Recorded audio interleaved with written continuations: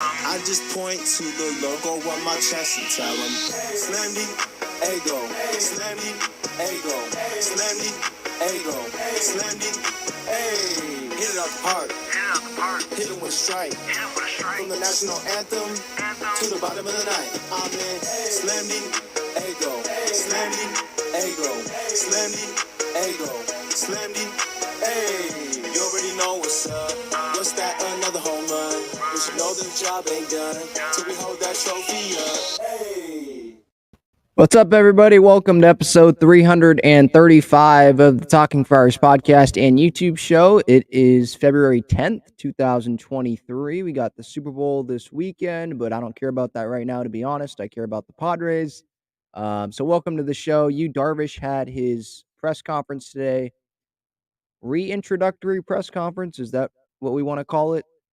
It was just the press conference to announce the extension. I think it became official yesterday, although, well, because I think the Padres, they put out something yesterday on it that it was official, and then today they posted pictures of Darvish signing the contract. So whatever, it doesn't matter. It became officially announced at the press conference today, and so I wanted to react to some of the things that Darvish said, some of the things, mainly the things that AJ Preller said because he's the GM of the team, and he said some stuff about potential extensions, mainly Manny Machado. So I want to get to that, and if you guys have any questions, any comments, feel free to put them in the chat. If you want to join the show, just scroll up to the top of the live chat and just copy and paste that link that I have there into your browser, and you can join the show. A couple people joined the show last time around, so if you want to come and talk Padres with me, go ahead, click that link. All right, so let's get started here. Also, I'm going to hit on at one point Hector Gomez and what he's doing on Twitter. Feels like a lot of trolling, but he has been right on some people. So that's in regards to a Juan Soto deal. But we'll get to that. So which comment should I do first here? Let's go in order. So in order of what was said today. So we'll start with AJ Preller. And I don't think I'm playing any Darvish comments. So first off, I guess I'll just talk about pretty much what Darvish said today. It was pretty much he wanted to remain in San Diego. The Padres wanted him, so they got a deal done. He doesn't know how long he's going to pitch. He did say, here's a quote from Darvish, I guess. I'm not playing the audio, but I wrote it down. He said, quote, "I actually thought that I was close to my end as a baseball player. But now that I'm able to stay here for a couple more years, it's great." And then he continued. That wasn't the end of the quote, but that's all that we need for this discussion here. So he's saying that he's going to be here a couple more years. So I think he kind of has the thought of, okay, I'm not going to be pitching the entirety of this contract, or at least he's not going to be pitching at a high level for the next 6 years. And I would be surprised if he did pitch the entire 6 years and that he pitched. Or actually, hang on. Let me rephrase that. I would not be shocked. I would be a little surprised. I would not be shocked though if he pitched through the entire contract. I'm leaning towards him not doing so, but I wouldn't be shocked if that makes sense.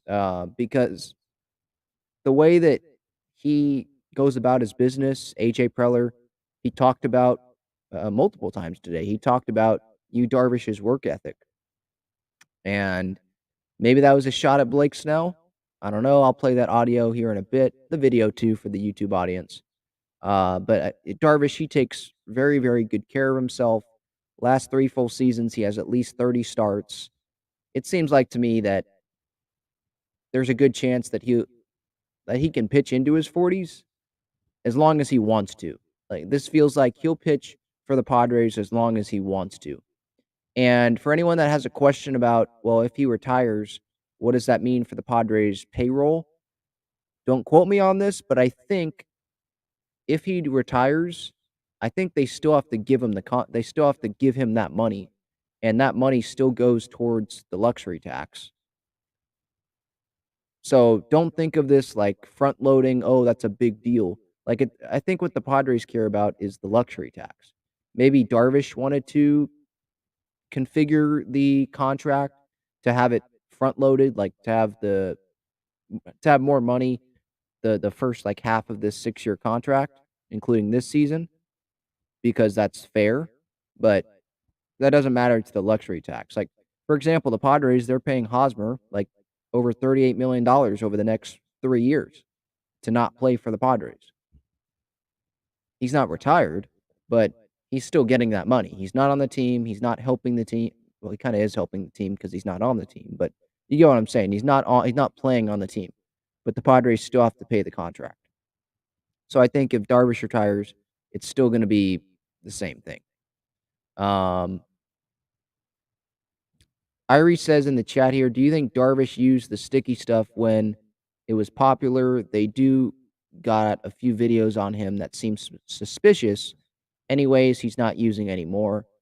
Probably did, but I'm sure a lot of our favorite pitchers did because they could back then. And um, yeah, I mean, he probably did, but it's not like I'm gonna sit here and say, well, they shouldn't have signed you Darvish to this extension because he used the spider tack. He used the sticky stuff when it was popular. Like, no, without the sticky stuff, he's been one heck of a pitcher.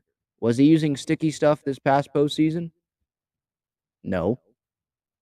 When he went like 7 innings against the Phillies and gave up like 2 hits and he lost because Wheeler just pitched that much better than him, just a little bit better than him. No, he wasn't using it. So I don't think so. Uh, well, actually, to answer your question, sorry. I think that he was using the sticky stuff. I don't think that he's using it anymore. That's what I meant to say.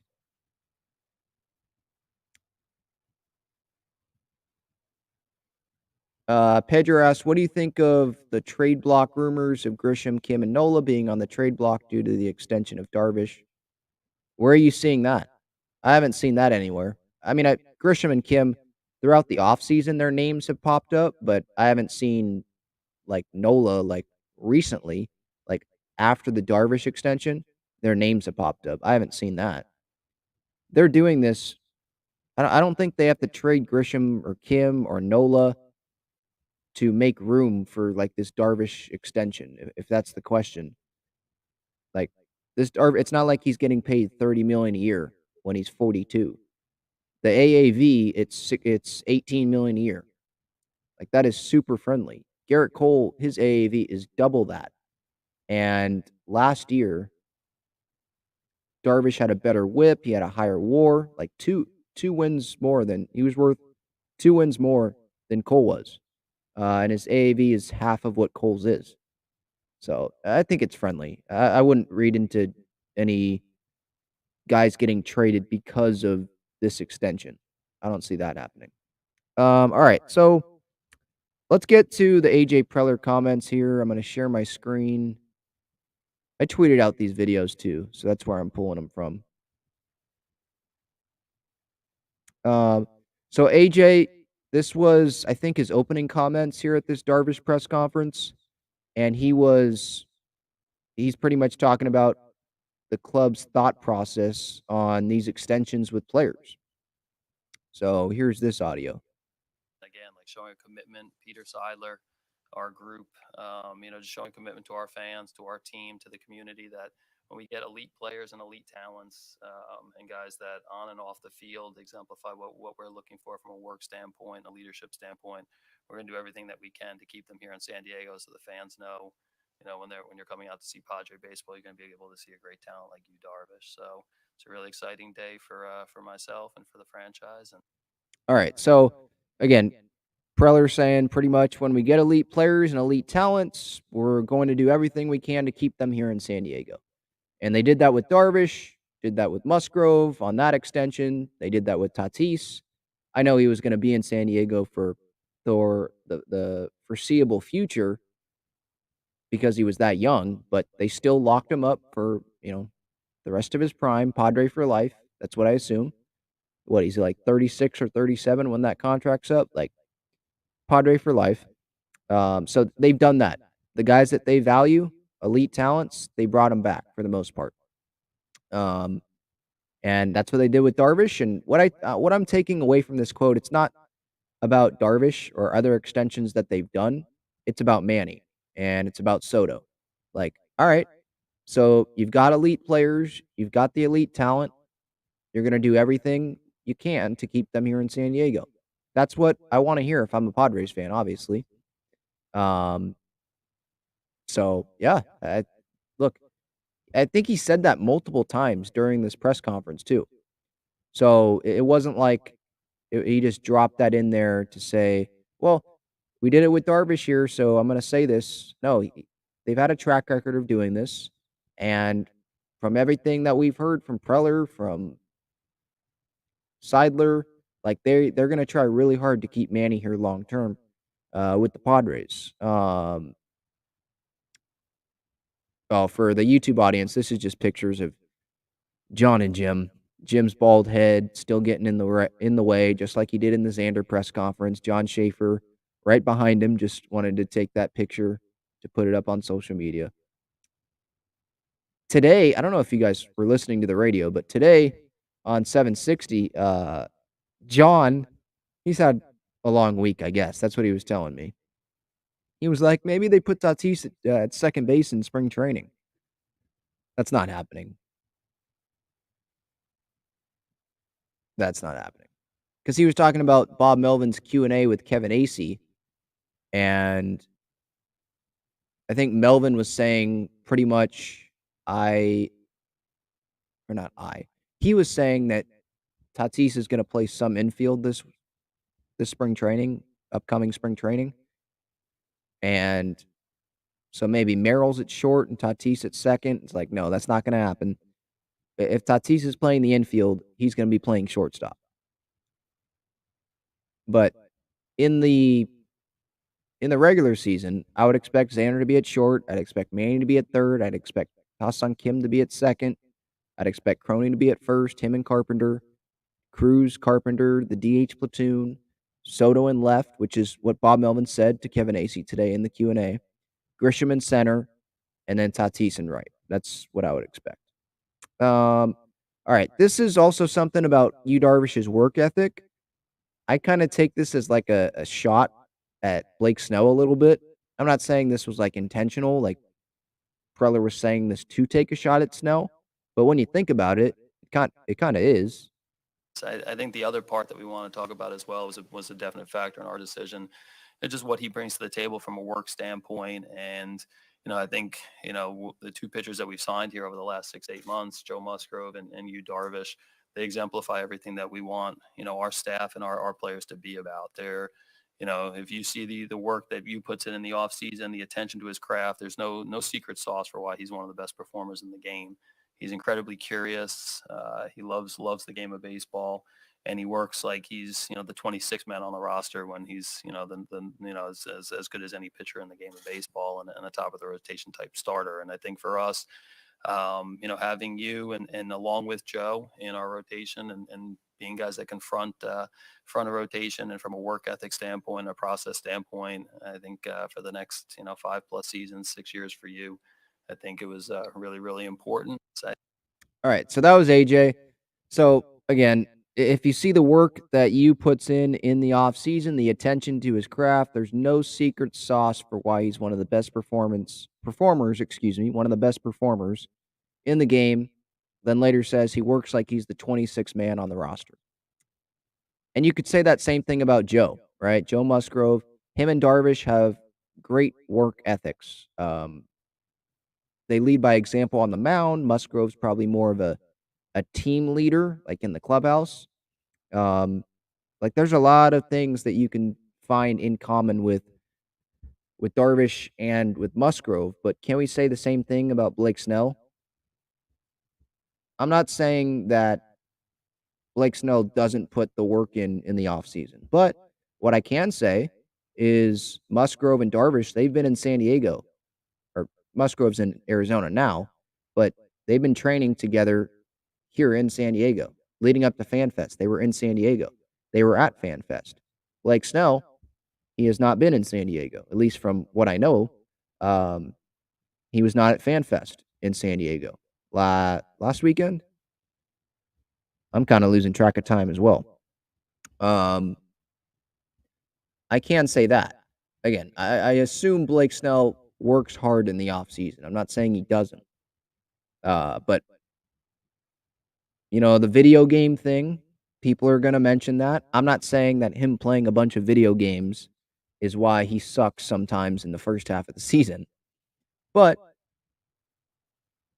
if you're playing video games and you're sucking, well, then you got to expect fans to make that jump.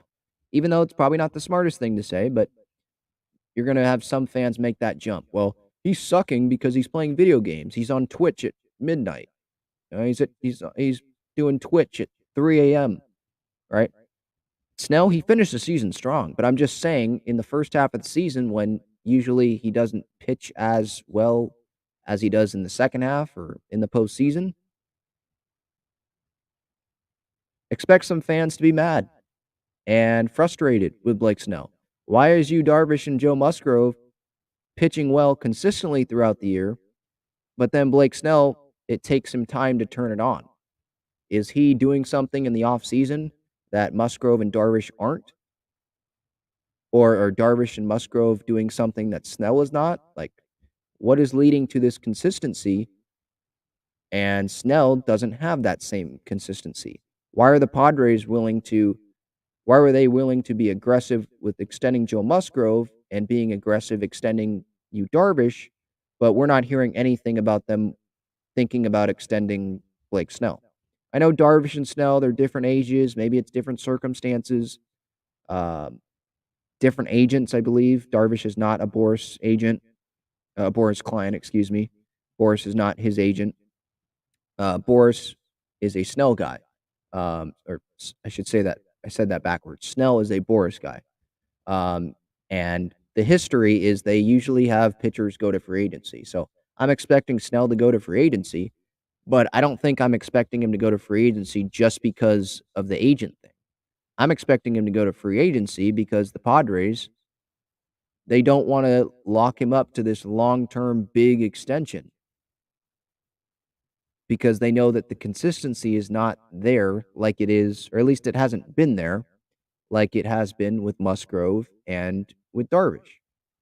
So maybe that was a little bit of a shot that Preller had at Snell there. Put in more work. There's no secret sauce for why Darvish is one of the best performers in the game. He works like he's the 26th man on the roster. Is Blake Snell doing that? Maybe he is, and the results just aren't there. Post game when he sucks, after he sucks, and he walks a bunch of people, in the first half of the season, you can tell he's irritated. I'm not saying like he doesn't care, but I'm just pointing out the differences. Darvish, Musgrove, they have extensions. They've been consistent. We know that they worked their butt off. Snell, we don't know as much about. He wasn't training in San Diego with teammates. The Padres, it seems like they haven't had discussions with Blake about an extension. Just pointing some stuff out there. All right. Well, let me get back to Darvish, the work ethic thing real quick. Like I said here in my tweet, that is a reason not to be worried about the 6-year deal. I don't know if he's going to pitch the whole 6 seasons with the Padres. I don't really I wouldn't be shocked, like I said earlier, but I wouldn't expect him to. But if he does, I'm not shocked because of this work ethic. And he is curious, like AJ said in the press conference today. Like, he has a ton of pitches. When he has a teammate that comes over and has a pitch that Darvish does not have, or he throws a better pitch than Darvish's current version of that pitch, Darvish wants to go learn from that guy. He's a curious guy.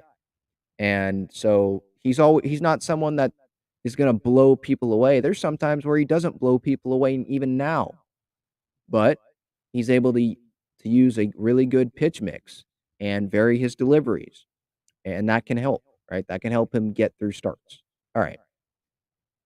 This is the Manny conversation, and I'll definitely get to that here. But I just wanted to hit the chat here real quick again. Fly God 97 with the question: do you think extending Soto before Manny will perhaps make Manny want to opt in instead of opting out? No. No, man, regardless of if the Padres extend Soto or not, Manny's gonna opt out if the Padres don't give him an extension to his liking. Um, Manny wants his money. Soto wants his money. Everyone wants their money. Yeah. He's not gonna opt into 5 years, 150 million when he can make double that. He's not gonna do that. Like, that's off the table. I'm not even considering that, "Oh, maybe he'll opt in 5 years, 150." Like, what would have to happen for him to opt into that? He get an injury, like, the first month of the season, be out for the rest of the season, and be, like, on crutches? I mean, and then be like a Carlos Correa situation where the physicals don't work out, the physicals are bad with an ankle or something? Like, that's what we're talking about here. He's not opting out. Or excuse me, he is opting out. He's not opting in. Sorry, I'm getting my words totally mixed up today. It's been a long day. Okay. We'll get back to the Manny comments, but first, this episode is sponsored by Gaglione Bros famous cheesesteaks and garlic fries. Their main location is on Friars Road, and you can visit gaglionebros.com for their menu and contact information. You can also enjoy their cheesesteaks and fries at Petco Park and inside Snapdragon Stadium. All right, so getting back to the Manny extension stuff. So AJ Preller, there was the press conference earlier on Friday, and then there was a media scrum with AJ after the press conference with groups of reporters. Marty Caswell was there, Dennis Lynn was there, Bernie Wilson, you can see in the shot, was there. And this is what he had to say about the possibility of a Manny Machado extension. Obviously, he's a huge part of our franchise, and so I talk to him all the time. It's it's not like ultimately like how it plays out, we'll see, and he's expressed an interest in being here. We expressed an interest in him being here, and we'll see how things play out. Obviously, he's a huge part. All right, so obviously he's a huge part of our franchise. No duh. He's expressed an interest. Manny has expressed an interest in being here. Did we know that before AJ said that on Friday? I'm not sure we knew. I mean, he said at FanFest that he was open to the contract talks. He told Marty Caswell that. So I guess we did know that he wanted to be here. But it's good to see AJ say that. Like, Manny has expressed that he wants to be here. He has expressed an interest in being here. And the Padres, obviously, they've expressed an interest in him being a Padre for life. And Preller saying, we'll see how things play out. That's something that GMs love to say. We'll see how things play out. Like, I don't know what's going to happen. That's what I'm going to give you, and that's it. Again, I think a Manny Machado extension is going to get done. I'm seeing some people on social media throw out like 10 years, 350 million, or 11 years, 350. And this Darvish contract for a pitcher, they're extending it 6 years till he's 42. Manny, I think he would age pretty well. He can DH. He's a really good defensive player. He cares about posting every day. He's not like Kawhi Leonard in the NBA where who knows when he's going to play. He plays every day. And I don't expect that to stop anytime soon. And you want the AAV down? Like, this is what the Padres are doing. Did they want to give Xander Bogaerts 11 years? No. Like, if you really asked AJ Preller, like, put a lie detector test on him, did you want to give Xander 11 years? He would say no. But they wanted to spread the AAV out, or spread the contract out so the AAV was, spread the money out so the AAV was lower, right? And that's what that's what it seems like they're doing with every contract extension that they do. Every significant contract extension with someone that's in their 30s, that's of length, right? Musgrove, that's $20 million a year. Like, you can do that. That's not a huge contract extension. Darvish, maybe he pitches another 3 years. It's going to be over $100 million for him. Well, they wanted to spread it out to lower the AAV. Save them money for this year as well. Stay under that 273 number. With Manny, that's going to be at least $300 million, I would expect. Do they want to give him $30 million a year? He's worth that, but do you want the AAV to be $30 million a year, or do you want to spread the contract out 12, 13 years, and you can have the AAV be, what would that be? 300 for 13 years, 23 million, a little over 23 million a year. Manny has said publicly that he wants to play, hopes that he can play till 42, 43 like Nelson Cruz. He definitely wants to play till he's 40, so I definitely see 10 years happening.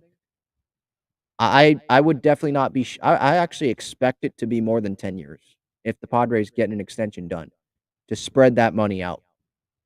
Just look at what they've done in these previous extensions and look what they did with Bogarts, paying him till he's 40. They're probably more comfortable paying Manny till he's past 40 than they would have been with Bogarts, but they probably didn't want to pay him till Bogarts was 40, right? But they're doing that to spread the money out. Like, that's important. That's huge. Players care about the total money. The teams care about the AAV, and the players don't care how long the deal is. They can retire, and I think they still have the money guaranteed to them. The teams, no, the AAV stays. They still have to pay it. So that's what they care about.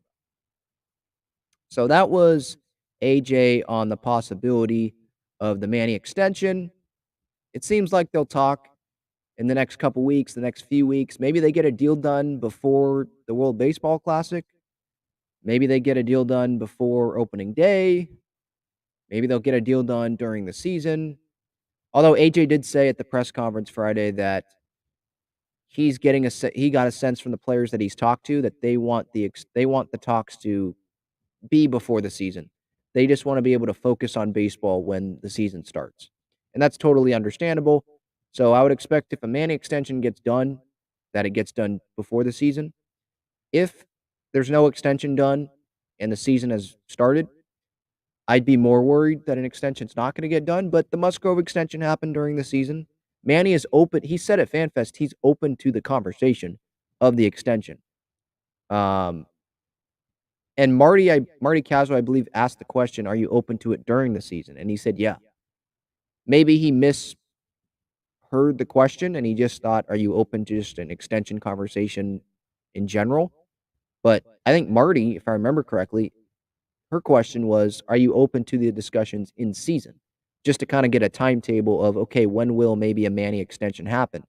And he said, "Of course, I'm open to discussions during the season." He didn't say during the season, but that's what he was replying to that question. So we'll see. I think that he'd be willing to look. If the Padres go offer him 350 mil, you're going to say no to that just because it's during the season? No. Players that say that, like, no, I'm not talking during the season, I don't believe them. Because if a team offers you a bunch of money, you're going to take it because it's money, right? There's a lot of times where they're just sitting in the clubhouse for a couple hours before the game.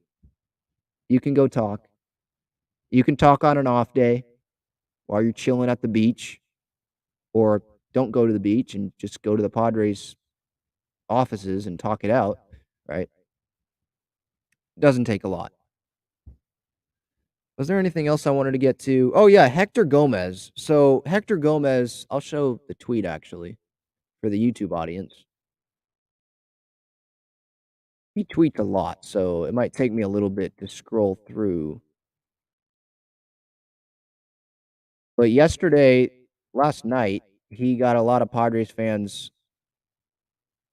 upset maybe because he tweeted out a picture. Here it is. I'll show it to you. Let me share my screen.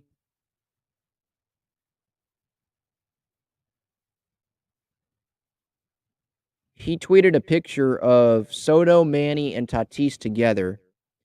And then the tweet also had a picture to the side of that. The picture was them at FanFest, and the pictures are photoshopped on the side with Soto, like, looking like he's 60 and Manny looking like he's 50 and Tatis looking like he's 80. And he captioned it saying, "Padres forever." So that got a lot of Padres fans thinking, "Oh, well, maybe an extension's coming for Manny and Tatis." Like, what do you know, Hector? Because Hector, he has been right. I think he was right on the Soto trade to the Padres, but it wasn't like at the time it was happening. I think John Morosi was first on that, like first on the national reporters people know about. He was first on the Soto deal on deadline day or the day before deadline day. I forget what day it was when that happened. Um, I think it was the day before, but we didn't know about it till the day of the deadline because Hader was a few days before Soto. Um, what was I saying? Oh yeah, Hector. So he was on it, but I think it was a few days before the Soto trade happened. He was on the Devers deal, I think, before it happened. So he has been right. He knows what he's talking about sometimes keyword. um, on these Dominican player contracts and Dominican player trades and all that. So I am hoping that he is right. And a few days down the line, like before the WBC, Manny gets an extension done, Soto gets an extension done. Like that would be amazing, right? But I feel like he's just trying to troll us a little bit. Like I don't see a Soto extension getting done.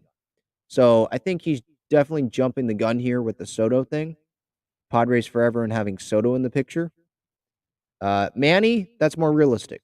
Soto, like right now, I don't see that happening right now. Like before the WBC or before the season starts, I don't see that happening. So that's Hector Gomez. You can take that for what it is. Um, I think that's everything I wanted to bring up before we get back to the chat. Tatis probably going to play right field. Bob Melvin told Kevin AC in the Q&A. I already mentioned this, but for people that are just joining, he mentioned that Soto's probably going to play left field, and that would mean Grisham's in center and Tatis is in right. And David Peralta, he signed with the Dodgers today. I wanted David Peralta. That would have been a good pickup because I think Profar he wants more than Peralta wanted, and Peralta would have been a good bench option. He would have been a good starting left or starting right field option or left field, whatever, on opening day because Tatis is suspended. But he is going to the Dodgers on a 1-year deal, but I still like the Padres' depth better. I was saying this on Baseball Struck on my MLB YouTube channel. Go check that out. Daily MLB content. I just started that up December of last year. So I'd appreciate if you subscribe to that. I don't plug that a lot on here, but definitely go subscribe to that. I'd recommend that. Thank you for everyone that does. I was just saying there on that video that I did earlier in the day when that news came down, like the Dodgers. Okay, so what does this David Peralta move do for them? So he's going to play left field some. Is he going to play left field every day? If he's not, so Chris Taylor's in left field. Before this Peralta move happened, who was playing left field for them? James Outman. Have many people in this chat even heard of James Outman? And you have Trace Thompson as the center fielder. Yeah, Mookie, but that's a wash with Juan Soto, probably, right? With the year I expect Juan Soto to have, or at least the year that many people are expecting Juan Soto to have. That's a wash. Center field, I'd probably have Grisham over Trace Thompson. Grisham's a better defensive player. And I think he has a higher potential, higher ceiling than Trace Thompson offensively, right? He can't have as bad of a year as he had offensively last year. And in left field, let's say I already said Soto's a wash with Betts. So let's say left field, it's Tatis against David Peralta. I'm picking Tatis. Tatis will play right, but I'm just saying, like, starting outfield against starting outfield, I'm picking the Padres outfield. I'm probably picking the Padres outfield against any outfield in baseball. Like, who's the Astros? Are they Yordan Alvarez in left? If you want Brantley DHing and then Chas McCormick in center, Kyle Tucker in right. Well, Kyle Tucker, Yordan Alvarez, those are great players, but I'll take Soto and Tatis as my corner guys. Um, Padres, I'm taking their infield. Like, who on the Dodgers are you taking over the Padres? Like, without a doubt, right? Betts and Soto, that's a tie. I'll just say it's a tie. Will Smith, okay, at catcher. Freddie Freeman at first. Who else? I'm not taking anyone else on the Dodgers. I'm taking Manny over Muncy. I'm taking Bogarts over Gavin Lux. I'm taking Kim over Miguel Vargas because I don't know what Miguel Vargas is going to be this year. I'm taking. You could make an argument for Soto over Betts, but that's a tie. Okay. I'm taking Grisham over Thompson. I'm taking Tatis over David Peralta or Chris Taylor, whoever it is. Both of them. I'm taking Tatis over them. So the Padres, they might not have the advantage on the depth over the Dodgers, but I think they have a better team on paper, and they beat a better Dodgers team last year with this Padres team not being as good as they are this year on paper. So the Dodgers, they might be the favorite for the National League West, but that's just because they've won it every year, and they won it last year. And so you do have to give them the props for that, but the Padres, they have the better team on paper. But again, I'd rather not win the division and go far in the postseason and win it all than win the division and then get bounced in the division series. Oh, we won 111 games. Well, doesn't matter because you got bounced by the Padres. All right, let's get to the chat here. Already went through those.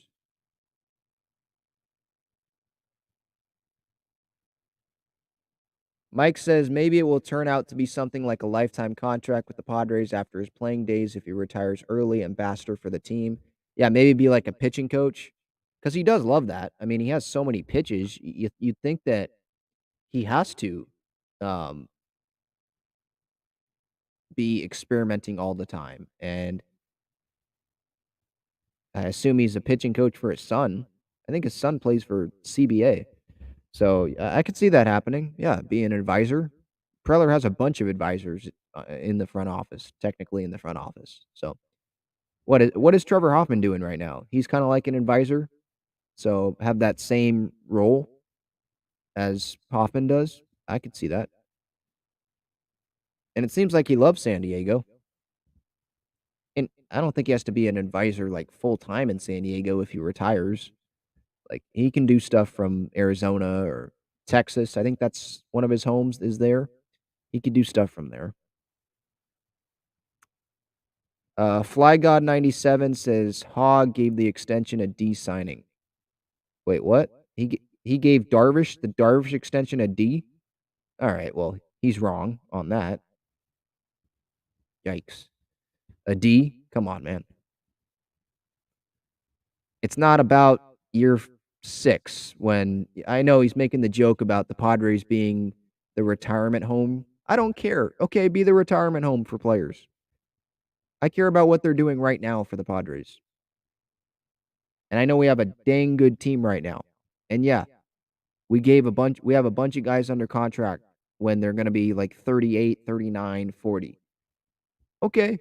I care about having them for their prime. The Padres are trying to win right now. If the Padres get a World Series or they get multiple World Series in the next 3-4 years, be the retirement home. Have San Diego be the retirement home for players. I don't care because they've won, right? We're trying to win. There's some people that are like, yeah, I want to win a World Series, but then they go bitch and complain about, you know, what the back end of contracts look like. It's like do you realize that's what has to happen? In today's game, you have to sign players to these contracts that don't look great at the end. Because another team's going to go do that if you don't do it, you know? And the Padres, they did a 6-year deal to lower the AAV so that they can go spend more money and add in other places of the roster to help this team. Like, don't you want to win right now? So, no, I don't agree with Hogg that it's a D signing. Definitely don't agree with that. Okay, if you don't want to say it's an A, that's fair because of the length. But You gotta love the signing for now. You totally gotta understand what they're doing right now. Austin asks, Ben, what are your thoughts on what Bob said about Manny and 400 mil?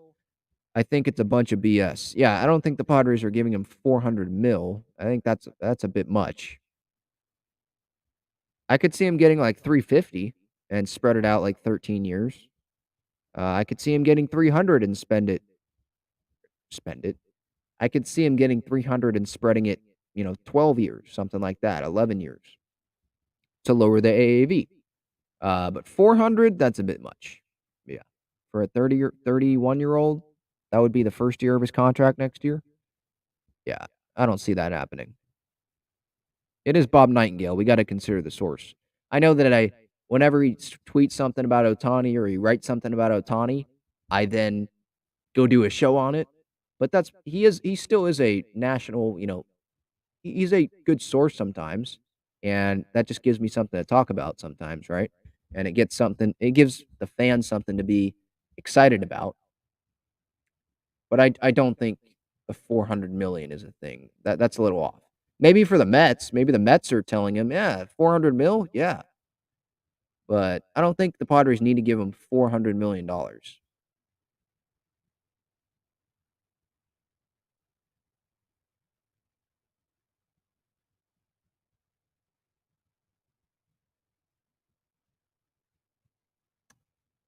Irie says Blake is in a lot of the Padres promotional videos, but I think the Mariners might pick him up. He would be happy in Seattle, I think is what Irie's trying to say. Seattle, other than that, why would he want to leave? Yeah. I mean, yeah, Seattle, that seems like a good spot for him in free agency because he's from Washington.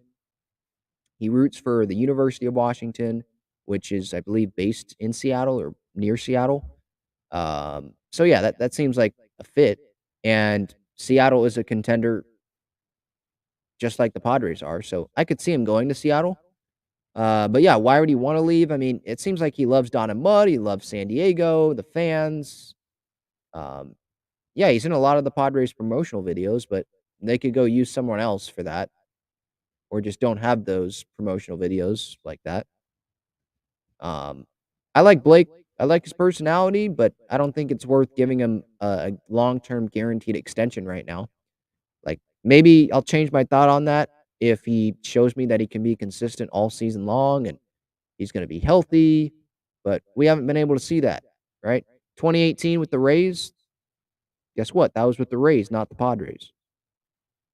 I want to see that with the Padres.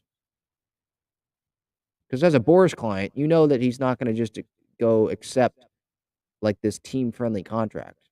At least I don't think so. All right, I've got like a bug on my computer here. It's really annoying.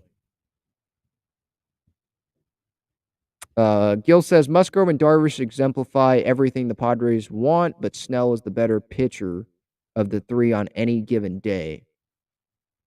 I disagree with that. I think Darvish is the best of the three right now. Can Snell be better than Darvish on any was Snell better than Darvish on September whatever that was against the Cardinals when he struck out like 13 guys? Yeah. But when you're signing someone to an extension, you want a great pitcher that's going to be great consistently.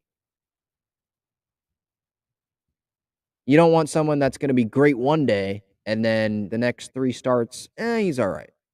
You're not giving someone $35 million to do that, right? That's not what the Yankees want from Garrett Cole, right? They want him when Garrett Cole takes the mound, they want that to be win day. When Joe Musgrove takes the mound, they want that to be win day. And I think we can be pretty confident this year that that's going to be win day. Not every time, but a really good amount of the time when Musgrove and Darvish take the mound, the Padres are going to win. Pedro says it's no secret all the guys that are getting extensions with the Padres are guys that put in the work. Musgrove, Darvish, Soto, and Machado possibly next. Yeah. I mean, again, I'm not saying that Blake Snell doesn't put in the work. Like, I'm not saying he's not training in the off season. He's not working out during the season. He's not in shape. I'm not saying any of that. I'm sure he puts in a lot of work, and he does care. Like, go watch his post-game press conferences when he sucks it up. Like, he cares. But he's just not as consistent as those guys. And the surer bet of those three, if you had to pick two, it's Musgrove and Darvish over Snell.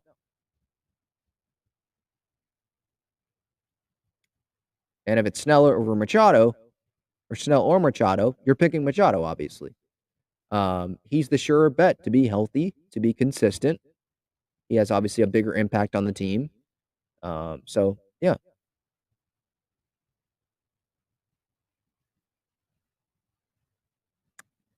Lizzie says Preller is really pushing the work ethic. Musgrove, Darvish, Bogart, Snell wasn't ready last year before spring training. So, yeah, Preller was getting a dig on Snell. Yeah, I think it kind of was. Maybe, like I said earlier, maybe he wasn't intending it to be like a shot at Blake, but that's what I thought of when he said that. And I'm clearly not the only one that thought that. But yeah, like Bogarts, Musgrove, Darvish, Manny, Soto, like those are guys that the Padres want long term, or they either want them long term or they're already extended long term, and they all are leaders. They either lead in the clubhouse or they lead by example through their actions, or both. Uh, in the case of probably Bogarts, Musgrove, Machado, um, maybe Soto a little bit in the clubhouse, but they lead by example. They put in the work. Yeah, there's a common theme there. And they really want to be with the Padres. Like Darvish was saying on 97.3 The Fan earlier today, I think it was with Sammy Levitt, I want to say, that he's hoping that maybe they can use some of the money that they didn't give Darvish at the back end of the contract and go give that to Manny. Like, he wants Manny here. He knows the fan base wants Manny here. Uh, that's what a leader does. You know Tom Brady in football. I know he has a lot of money in other deals and all that, but Darvish has a lot of money in sponsorship deals elsewhere. Like, let's be honest, with Japan and all that, like, he's a god there. So he's willing to take less money so that the team can be better around him. Where there's some other people in, let's say, football, Aaron Rodgers, who didn't do that, and Devontae Adams left, right? Um, who's the comparison to that in baseball? Where it's like a big contract and then some teammates left. I can't think of one right now. I can say like DeGrom, he took 185 from the Rangers. Teammates didn't leave the Rangers, but the Mets didn't bring him back. They were willing to go with other people that were less money, or less money, Verlander, less money, and were more of a guarantee to help the team collectively, if that makes sense. So the Aaron Rodgers DeGrom thing, that's not a great comparison, but hopefully you get what I'm saying. Like, there's some people like Brady and Darvish, they took less to help the team. There are other people like Rodgers that don't take less. And that's some people, they don't care about winning as much as other people, and that's totally fine. This is a business. Some people just want to get their respect through the money route. Like, okay, I'm the highest paid, so they respect me. The league respects me.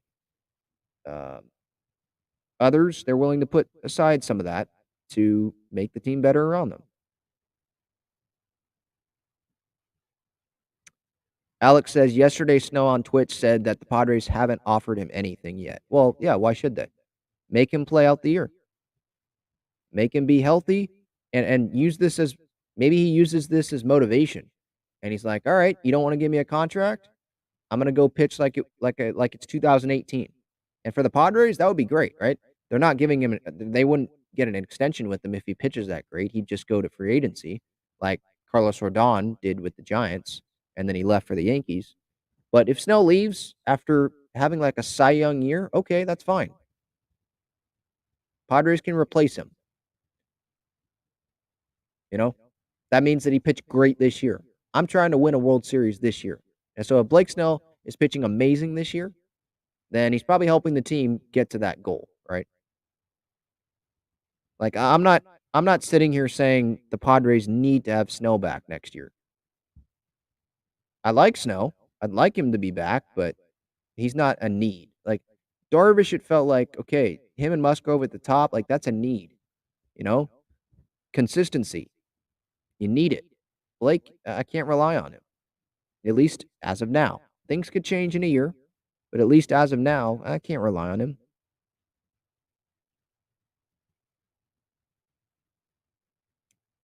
Irie says Blake is still young though, and when he gets into his rhythm, it's a sight to see. Only a select few are nasty throughout the whole year, and they usually win awards. Well, a couple of those guys that are nasty throughout the year are Musgrove and Darvish. They're really good pretty much the entire year. Why can't Blake do that?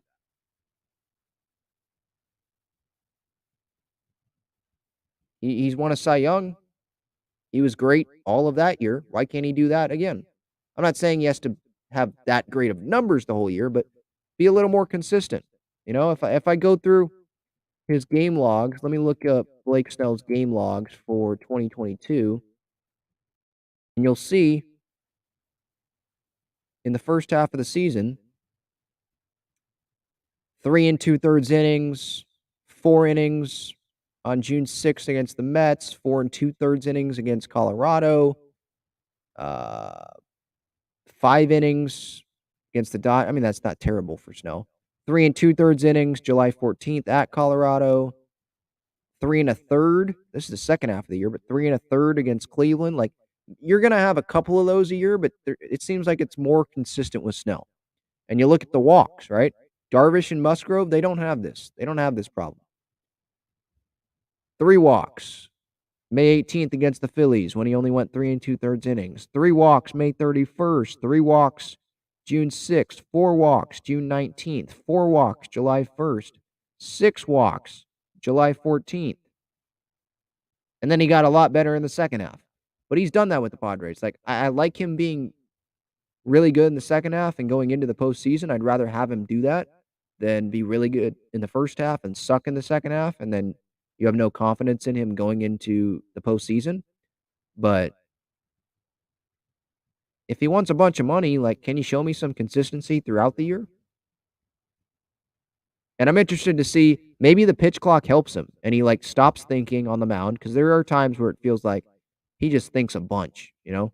Just stop thinking and pitch. Just throw, throw, throw, throw. Don't try to be perfect. Just throw more strikes. We'll see what the effect of that is on Snell and Darvish. I know Darvish pitches pretty slow sometimes.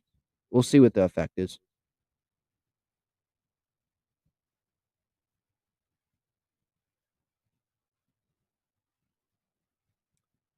Gil says the East is so stacked you can make a NL All-Star roster team just with the squads from the division. Yeah. But there's some pretty good teams I'd say in the NL West. I mean, what would be the NL West All-Star team? I get your point, Gil, but like, okay, so Manny at third, Xander at short, Ketel Marte at second, Freddie Freeman, right? Freddie at first, Will Smith at catcher, Mookie or Soto in right. Would you put Tatis in center? And then Mookie or Soto in left? Pitching wise, Logan Webb and Yu Darvish and Joe Musgrove and Julio Urias and Kershaw, and I'd probably put Snell in there. Zach Gallen, totally forgot about him. I'd say that's a pretty good all-star team from the division too. I think the Diamondbacks are going to be better than some people think. I'm not saying they're going to be a postseason team, but I'd say the NL West is pretty good. You know, the Rockies, they're not helping, but and the Giants could have done more, but they added Conforto, they added Mitch Haniger, they added Mania, who I guess isn't going to be lazy in 2023, so we'll see what he does there. They still have Logan Webb, obviously. We'll see. We'll see what happens. But yeah, the NL East is stacked. Yeah. I mean, what is the NL East All-Star team? Third base, Austin Riley. Shortstop, Trey Turner. Second base, trying to think here. Second base, Jeff McNeil. First base, do you go Pete Alonso or do you go Matt Olson? Let's say Alonso. Catcher, Sean Murphy. No, JT Realmuto. Sorry. Duh. Outfield, Harper's hurt, but let's say Harper still, or we can have Harper DH. So outfield, you go Schwarber. Do you go Nimmo in center and then Acuna? Or do you go Acuna, Marte, and Schwarber? So I'm not putting Jazz Chisholm in the starting outfield, I don't think. He'd be on the bench. And then pitching, I mean, pitching, that is stacked. You have Verlander, you have Scherzer, Wheeler, Nola, Spencer Strider. Like, is that the 5? That's just 5 that pop out instantly in my head. Yeah, the NL East is stacked, definitely. And then the bullpen, Edwin Diaz. Who is the Braves closer? I don't know, but you could you don't even have to include the Braves in this. You could just go Mets, Phillies. Edwin Diaz, Adam Ottavino, Gregory Soto, Jose Castillo, is that his name? Anthony Dominguez, Jose Alvarado, my bad. I mixed those up. But yeah, the NL East is stacked. Mike says Padres can always make a trade during next offseason for a quality young arm, which they're going to be needing. Yeah, they can. Preller loves making trades. Lizzie says, isn't Cruz only making $1 million? Yeah, only $1 million. That's one of my favorite contracts of the offseason in baseball, not just the Padres. But like, that can't be a lose. That can't be a lose situation. That's a win-win. Like, okay, if Nelson Cruz sucks, it's $1 million. He can provide great leadership. You're not paying $144 million for the leadership of Eric Hosmer. You're paying $1 million, right? He could probably help the coaching staff with some decisions.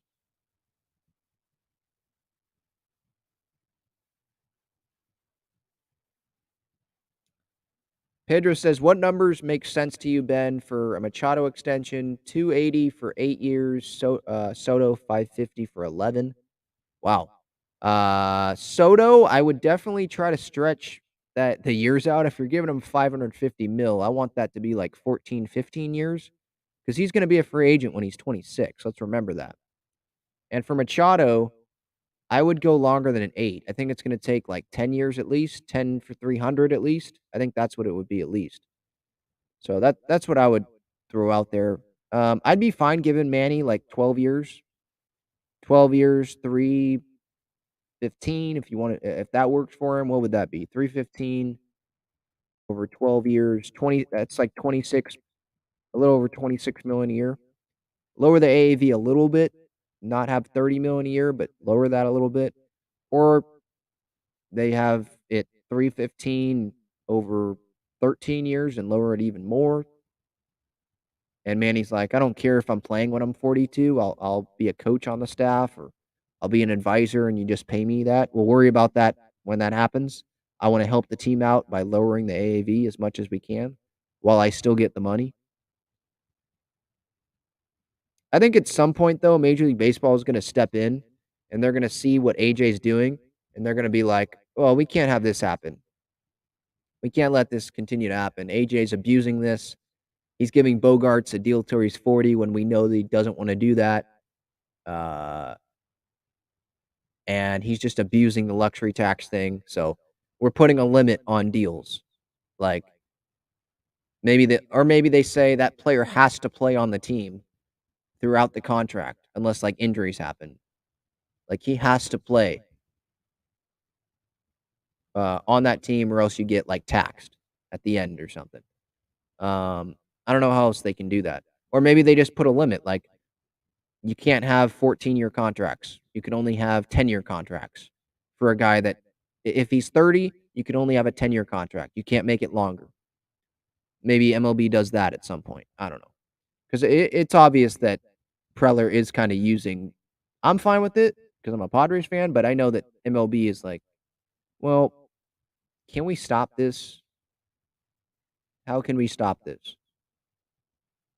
Maybe a rule gets implemented at some point.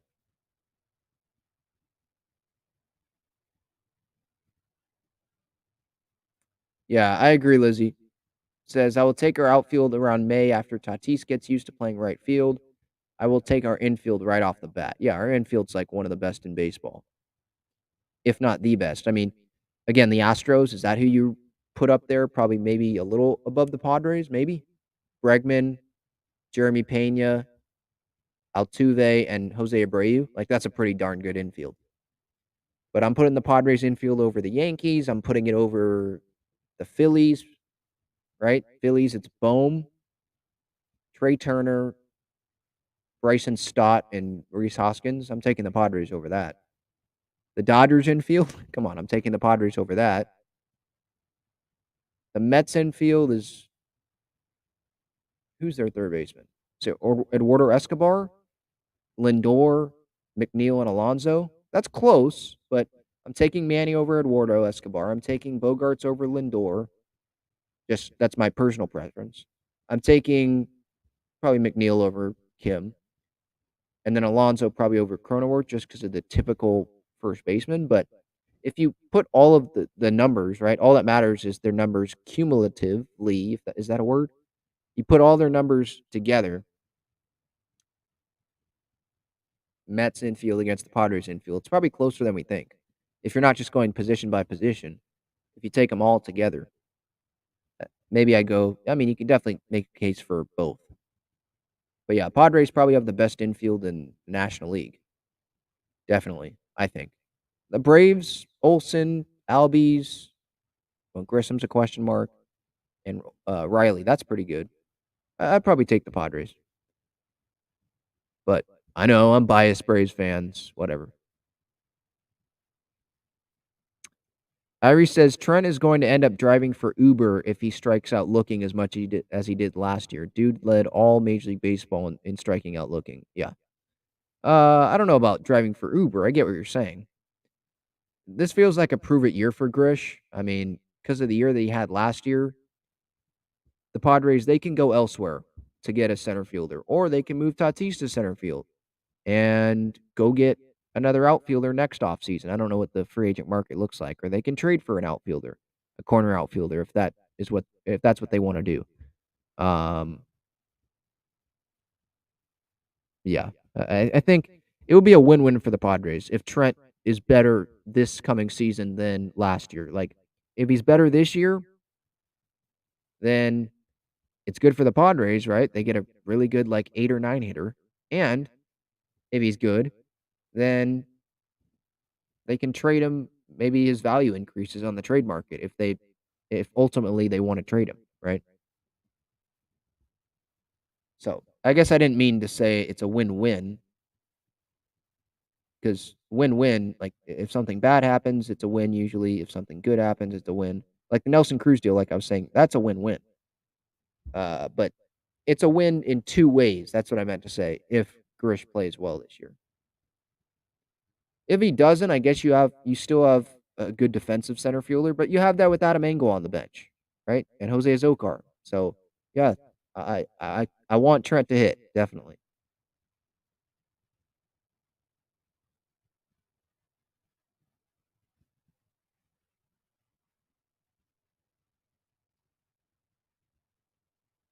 Anthony says my new prediction. Thanks for coming on the show the other day. Actually, though, Anthony says my new prediction on Manny is now. I think now instead of no. Now $370 million. Wow, that's a lot. I think it's going to be between 300 and 350. 370. That is a lot. Um, it could happen. I mean, no one was predicting Bogarts to get 280, right? Could happen. I don't see him getting 370. If it's 370, how many years would that be? It's not 10 years. That would not be 10 years. Padres aren't doing that, right? Let's say 370 over 13 years. That's under 30 million a year. Maybe they do that. 370, he's signing today. If he's offered that, I mean, you get $370 million plus the 150 that you got from the Padres in these first 5 years. What is 370 plus 150? I'm not good at math. 370 plus 150. That's he would be earning if he gets 370 from the Padres, Anthony. That's $520 million in 15 or in his Padres tenure. And then add that to the money that he got with the Orioles and with the Dodgers for that half season. Like that guy would be set. Alex with the question, did you talk about Hector Gomez making Padres Twitter go crazy? Yeah, I did earlier. He just, for anyone that's just joining, he posted a picture on Twitter with Soto, Manny, and Tatis and said Padres forever, I think. And that was like, Padres Twitter went nuts last night. Does he know something? Because he has been right on some deals, like I mentioned earlier. So it seems like he's stirring the pot.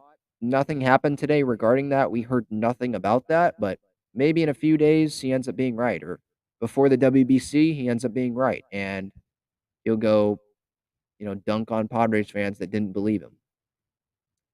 I'm just hoping that it's true, and then we'll build a statue for Hector Gomez if it's true.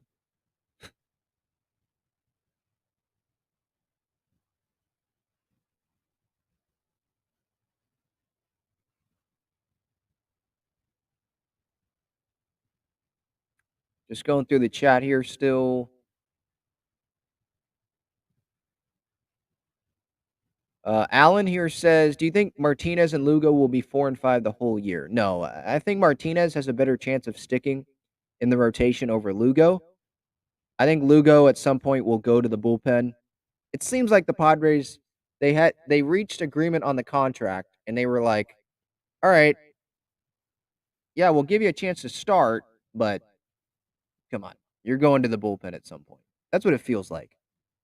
Like, yeah, technically we're going to fulfill our promise. You'll get a chance to start, but are you really going to you really think we're going to start you the whole year? No, we're not. Martinez, I think you could. Lugo, by the way, he's on Team Puerto Rico for the WBC. I think he's starting there, so that shouldn't be a problem. Like with Martinez, might have been with Team USA had he played with Team USA. He's in the designated pitcher pool as a starter. But he would have been a reliever pitching like one inning, and that would have totally messed up his progression to get ready for the season. So he opted out, which that's a team move. That's a leader type move.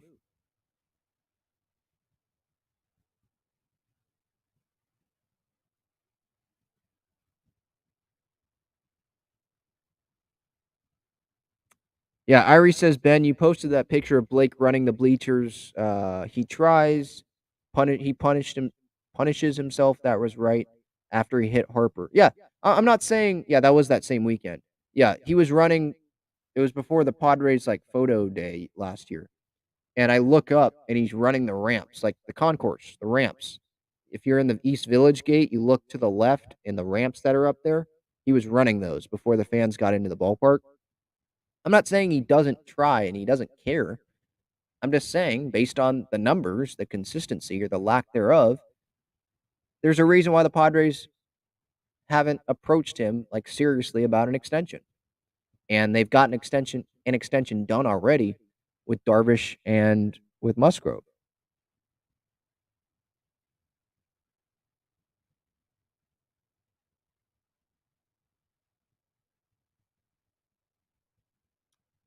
Alan asked, would you rather stick with Carpenter and Cruz or go sign Luke Voigt? Carpenter and Cruz. I mean, well, that's also I'm saying that because that's what's going to happen. I don't see. Maybe Luke Voigt signs a minor league deal, but I think he can start somewhere. He could DH somewhere. He could play first a little bit somewhere, right? Some team will take him. The Padres, they don't have the spots. Like Nelson Cruz, that would be Luke Voigt's spot. or Matt Carpenter. That would be Luke Voigt's spot.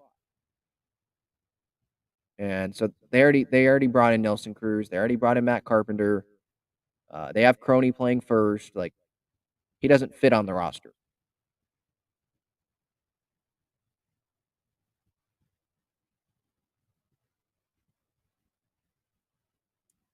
Semtech says we should sign Andrew Chafin just for him to join Grish and Carp for the Mustache Squad.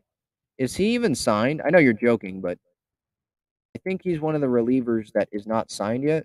Or did he just sign?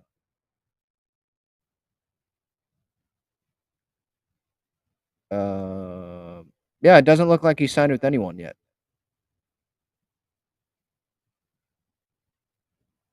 The Padres bullpen is set.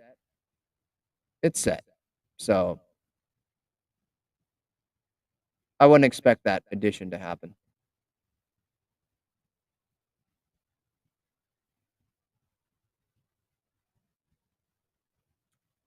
Colton said Hogg said in his video that Manny will only accept the offer if it's 400 mil.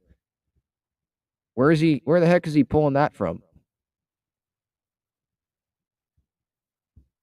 Why would he only accept it if it's 400 mil? The guy's 31. He's going to be 31. He wants to be with the Padres. You give him like 350. I think that's more than that's definitely fair.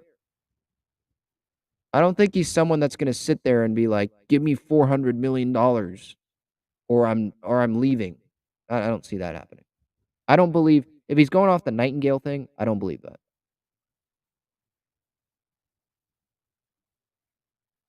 I agree, Mills. I don't think Padres are going to let Manny walk. All right, that'll do it. Talking Friars episode 335. I know I didn't go like fast today. It was much slower paced of an episode, but I just wanted to react to a little bit what Preller said today. Pretty much just have a chat with you guys. So hopefully you guys enjoyed it. I'll be back next week. Have videos up all weekend long like usual. Enjoy your weekend, and I'll talk to you guys later. Go Padres. See ya.